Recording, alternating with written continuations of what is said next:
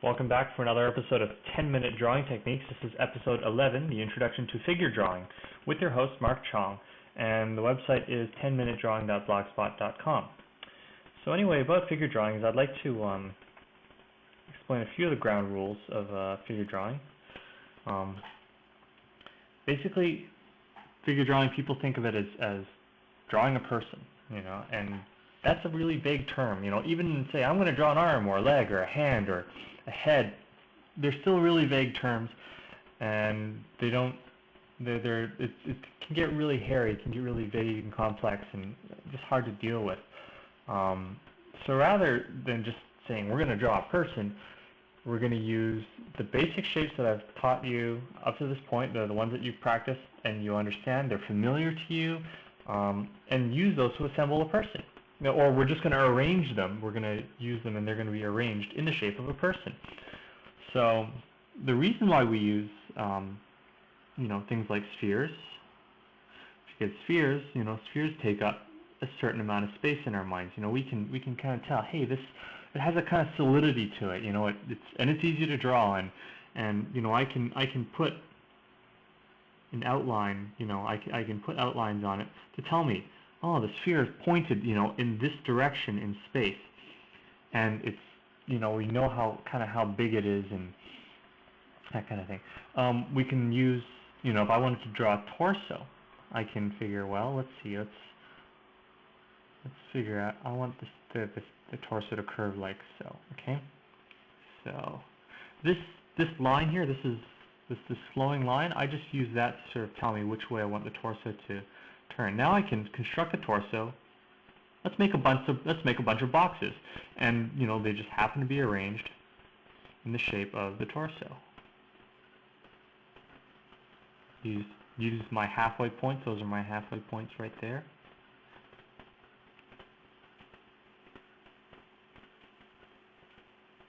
Yeah, I guess I'll probably have that one going down there. So this, I'm just using boxes, and it just gives you a good feeling of solidity, and it gives you some nice, you can curve the boxes and bend them to get you some nice, flowing shapes. And then after that, the boxes just act as sort of a structure. They give you a structure that you can simply overlay your lines on top of. If you know your anatomy, if you, now's the time where you can break out the anatomy books and figure out,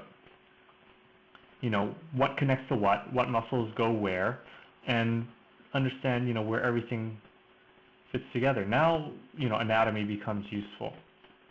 But the thing is that you still draw these basic shapes, the boxes, the cylinders, because they tell you where in space, everything is, and how much space they're taking up, and how things are oriented, how which direction they're turned.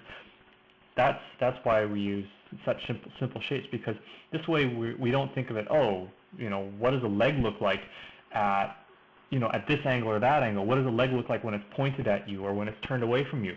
We don't know what a leg looks like, but we'll know what a cube looks like, when it's turned this way or that. We'll know what a cylinder might look like when you turn it this way or that, because we've practiced these things. And so when we break down the form, the human figure, into these basic shapes, it makes it understandable to us, and it gives you a kind of a universal way of dealing with even unfamiliar objects. When you look at any object, like let's say the video camera that's sitting next to me, I can break it down into a simple box form. Like everything fits within a relatively boxy shape. Okay, that's not a video camera by any means yet, but if I want, well, I know that there's a lens on it which kind of fits on the front of the box, and I know I can kind of, there's a kind of a cylindrical look to things. Drawing people is no different. You break things down into their constituent shapes, and then you just figure out how do all the details fit within this general shape. And the nice thing about this technique is it just gives you an idea how everything fits together within a framework. It gives you, this is structure and construction, it gives you a feeling of solidity. So, you know, when you draw the person, look for those simple shapes. You might have to bend and twist things in order to make them fit in there, but that's why we learn all of these you know, annoying perspective thingamabobs, you know, how to draw these things. Now, the other thing I notice is most of the drawing books that I've encountered, a lot of people, they'll say, well, we start with the head first, and then we gesture, you know, downwards, and I guess, you know, we you know, take the arms, and you can kind of go outwards. They almost always seem to, every line seems to radiate outwards, you know, from the body, you know, from the head, and seems to go outwards all the time. And I guess this is, you know, okay if you're just making up poses. But then I found that this formula doesn't work so well whenever there's certain requirements you have to fulfill.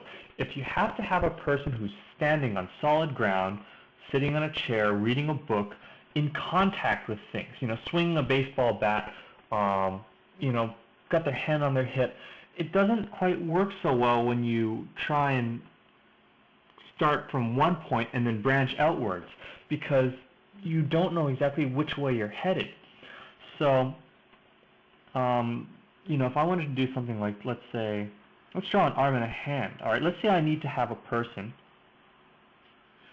and I need him, you know, I need him standing. So I guess maybe I'll put his hips. Let's figure out where his hips are first, you know, and let's figure out, well, where do I want his feet?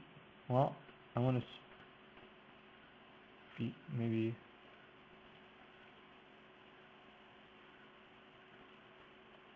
Okay, and as you can see, I'm just using ellipses to tell me where these things fit in.